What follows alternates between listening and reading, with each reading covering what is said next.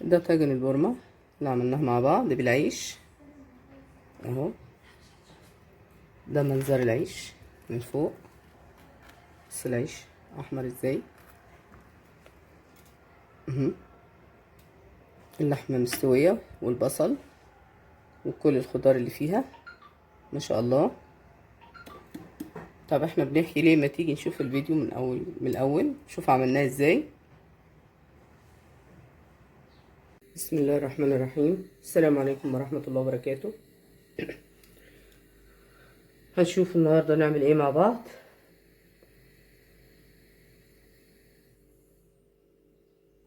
يلا نشوف مع بعض هنعمل ايه ان شاء الله كده باذن ربنا. هنعمل بورمة، معانا اللحمة اهي مقطعها قطع صغيرة مكعبات بالشكل ده. دي الموزة اهي، ممكن تعملها بأي نوع من أنواع اللحمة تانية مختلفة عن كده، بس أنا جبت الموزة. هنضيف هنا أي مادة دهنية حضرتك عايزة تضيفيها وتستخدميها. شوية زيت صغيرة بالشكل ده، يعني قيمة معلقتين، عشان أنا عايزة أدي اللحمة صدمة. استنى شوية الزيت يسخن معايا سنة كده، ونبتدي نضيف اللحمة. بسم الله الرحمن الرحيم.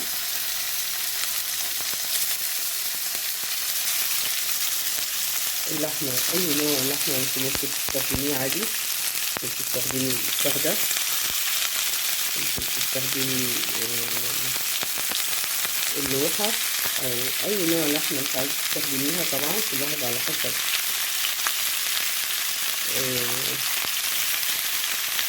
مزاجه أو نوعية الأكل اللي بيحب ياكلها.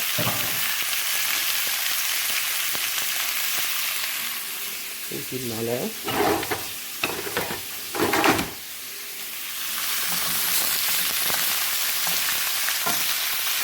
هي لازم تاخد صدمة بالشكل ده علشان يبقى القلب بتاعها طري.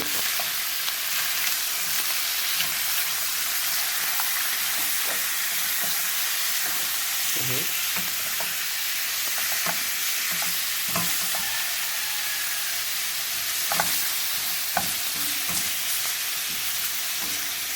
لحمة البورمة بالذات لازم تديها الصدمة دي. هي ممكن تتعمل بطريقة تانية كمان، بتكوني عاملة حسابك ان انتي مقطعاها اصغر من كده كمان شوية، وبتجيبي لها الخضار، اي خضار انت عاملاه او انت عاوزاه مع البصل بيبقى قطع بتضيفيه عليها كله مع بعضه كده. وممكن تحطيه في طاجن برضو في الفرن على حسب انت اللي بتحبيه، وممكن تعمليها بالطريقة دي وتضيفي برضو عليها الخضار. كل واحد وله طريقة طبعا معينة يحب ان هو ياكل بيها، زي ما بيقولوا كده كل شيف له طريقة.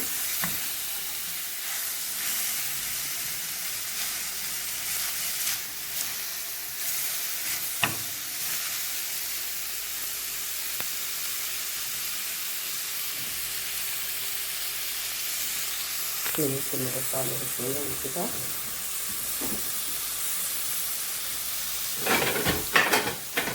بس بعد طبعا نقول لكم ايه اللي ممكن نضيفه عليها.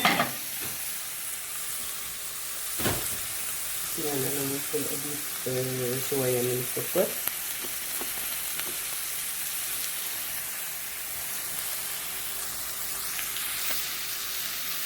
مش كتير، حوالي نص معلقة. انا بضيف كده عشوائي لان انا عارفة مقدار الكمية اللي انا عايزة احطها.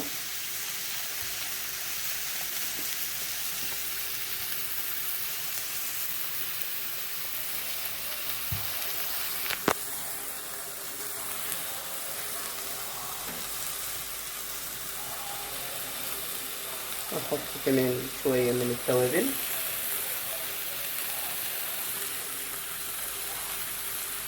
برضو على حسب الرغبة زي ما انت عايزة. يعني ناس كمان بتحب كمية التوابل كتير على او البهارات كتير على اللحمة. في ناس مش بتحب غير الفلفل الاسود بس عليها. صراحة انا جربتها، الفلفل الاسود جامد جدا، خصوصا على اللحوم بس فقط. فانا ضفت توابل او بهارات على اساس ان انا هضيف خضار معاها. هنغطيها ونسيبها طبعا شوية. تعالوا نشوف اللحمة، هنبص عليها كده. طبعا هي لازم يبقى فيها المية بتاعتها دي او الصوص بتاعها ده. فانا غطيت عليها علشان يعني تاخد سوا شوية قبل ما اضيف عليها الخضار. بس انا عاوزة اضيف لها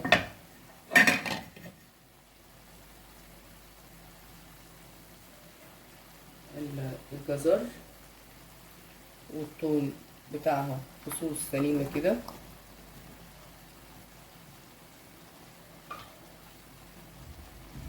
طبعا الجزر عشان بياخد وقت شوية، فقلت اضيفه شوية كده مع اللحمة بحيث ان هو يستوي اكتر وكمان ياخد من الصوص بتاعها.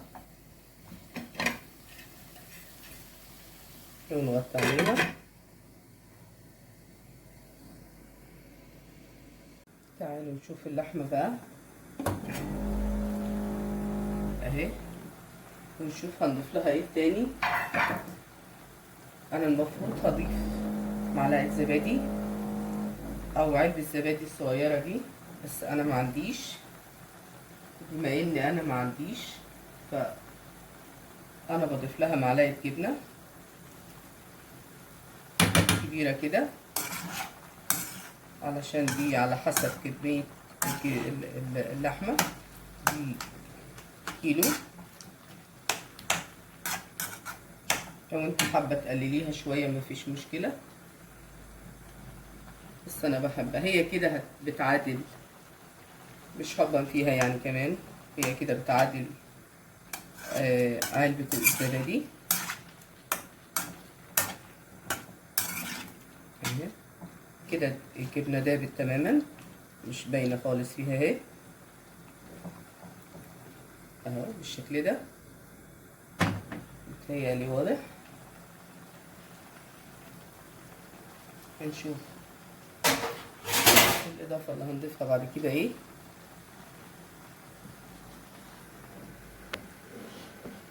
مش عارفة ليه حاسة ان الصورة مش واضحة اوي. انا بعد شوية التليفون علشان تبان اوضح اهي. هي اللي كده وضحت اكتر بالشكل ده. هنضيف معايا بصلاية عاملاها طرنشات وقرن فلفل بالشكل ده، هنضيفه بالشكل ده عليها.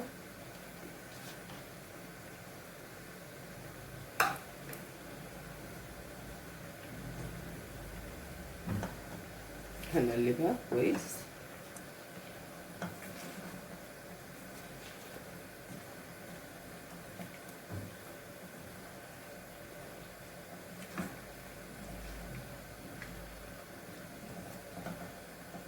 وبرضه هنسيبها مع بعضها كده شوية.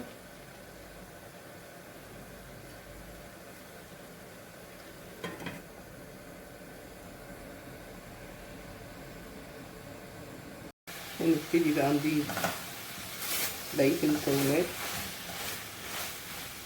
هنحط بسلة، هي بسلة مجمدة عندي في الفريزر اهي، هنضيفها كده.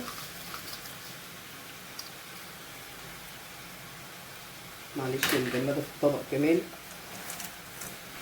لما طلعتها من الفريزر جمدة قوي.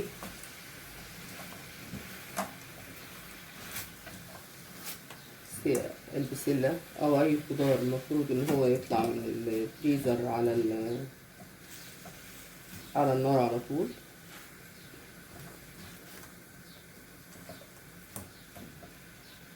هضيف البصل اللي هو الوحدات الصغير ده، هضيفه كده كلهم.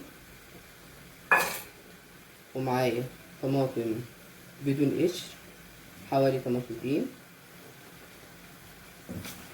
ممكن لو مش عايزه تضيفي طماطم ممكن تضيفي معلقه صلصه.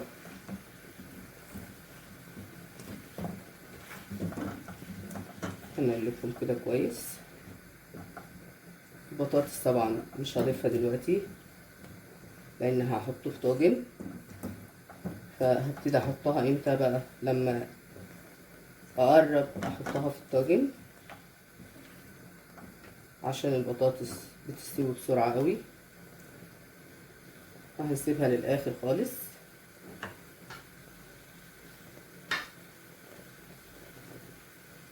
هنجيب الغطا نحط عليها كده ونسيبها لحد ما يبقى خلاص مقربة تستوي.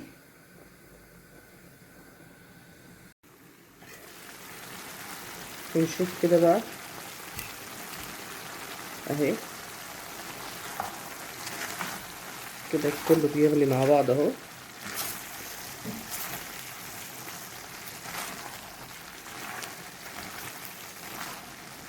هنضيف لها شوية مية. انا حاطة طبعا على العين التانية مية بتغلي عشان ما نزودهاش في المية ساقعة.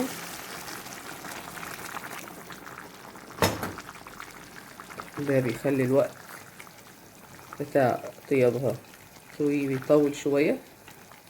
المية الساقعة، فالمية السخنة يعني بتعجل من تسويتها شوية. نجيب البطاطس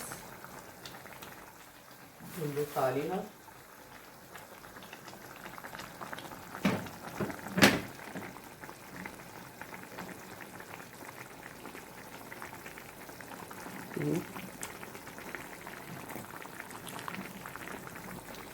نضيفها واحدة واحدة بالشكل ده.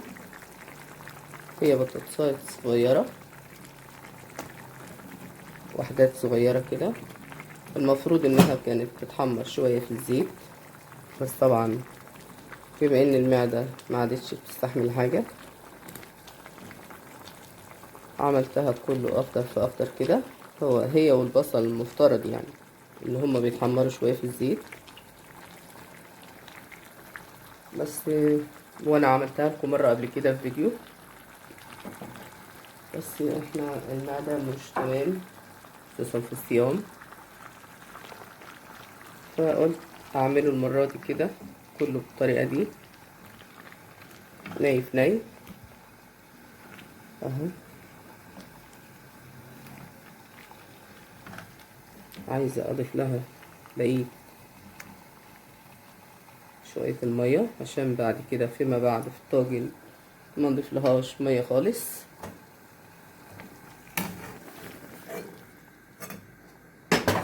كده تمام. هنغطيها ونسيبها مع بعضها. المفروض كده انها استوت. هنجيب طاجن زي ده كبير كده، هنضيف شوية مية سخنة ونحط عليها الملح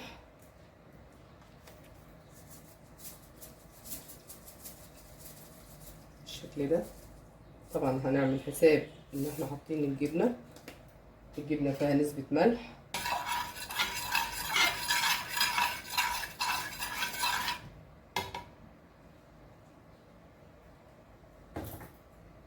هنجيب البولة كده ونبتدي نضيفها في الطاجن بالشكل ده.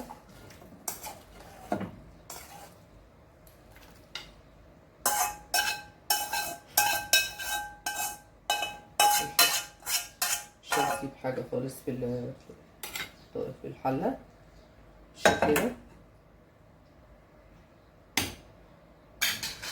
هنضيف ميه كفايه عشان ميه تانية.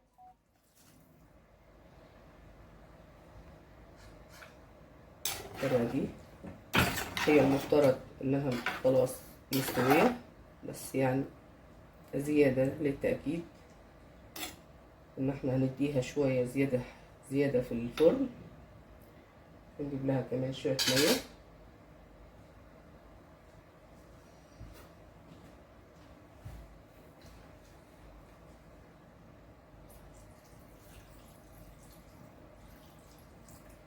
تمام كده، ونقلبها.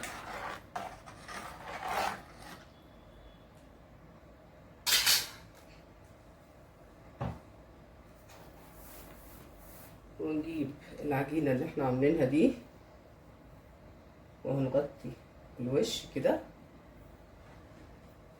نغطي الطاجن خالص. ولو العجينة حسينا انها زايدة ممكن نقللها شوية اهي.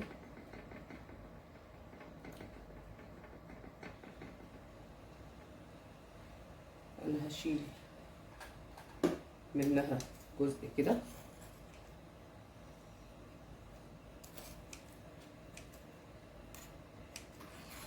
طبعا انت ممكن تسويها بعجينة، ممكن ما تسويهاش بعجينة، براحتك.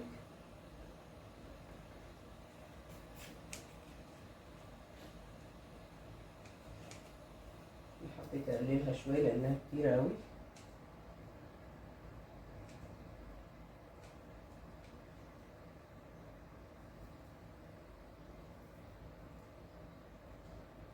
ممكن استخدمها في حاجة تانية.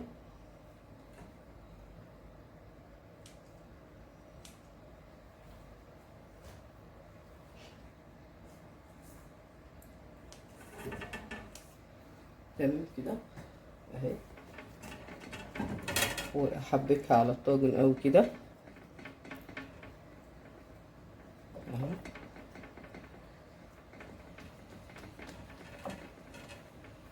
هنروح نولع الفرن.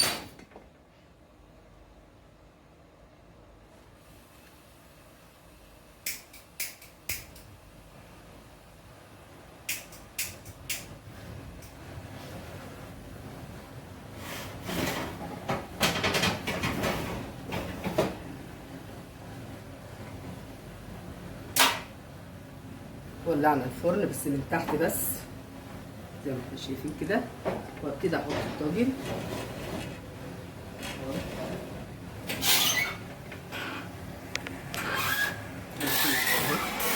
حطينا في الفرن زي ما انتم شايفين كده. هنسيب لما يستوي ونشوفه تاني مع بعض.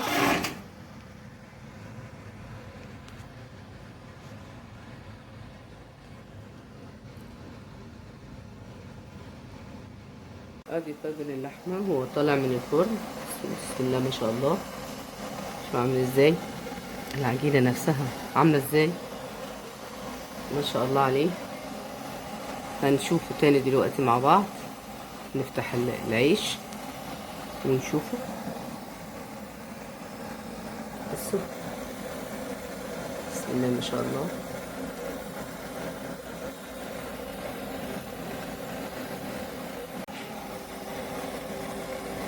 الله اكبر عليه، العيش لونه تحفه. هنسيبه شويه كمان، بس عايزه ادهن وش العيش ميه عشان يطرى اكتر. اعمل بقى ازاي؟ هاتي الفرشه ثانيه واحده.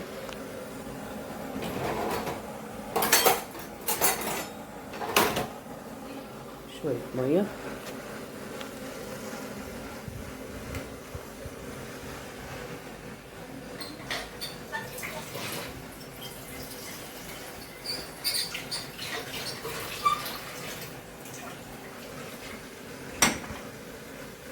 انا تاني ميه علشان يبقى طري اكتر من فوق بالشكل ده.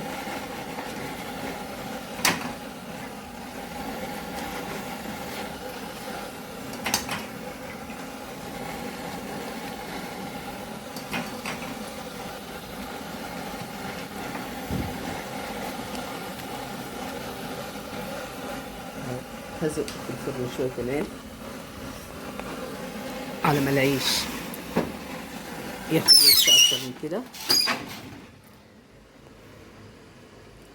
وده طاجن البورمه اهو، بسم الله ما شاء الله عليه. طلعناه من الفرن بعد ما استوى. هنجيب سكينه عشان نعملوه نشوفوا شكله ايه اهو. هنفتح مع بعض.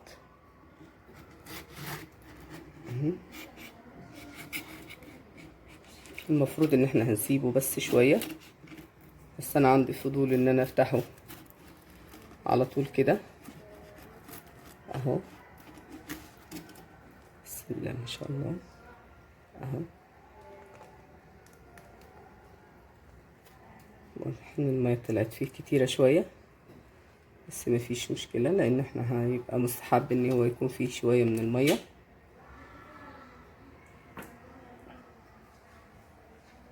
هنشوف اهو.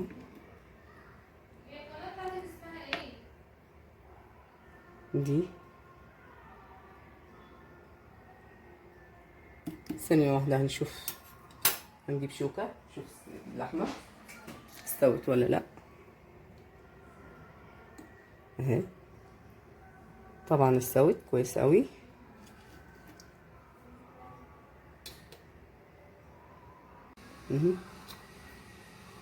والبطاطس كمان مستويه لدرجه انها بتتكسر ما بتشبطش في الشوكه. والبصل زي ما انتم شايفين اهو.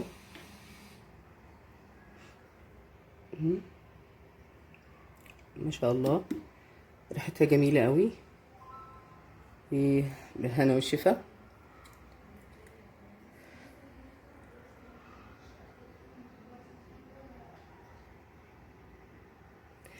يا ريت تدعموني، وهشوفكم قريب ان شاء الله في فيديوهات كتير.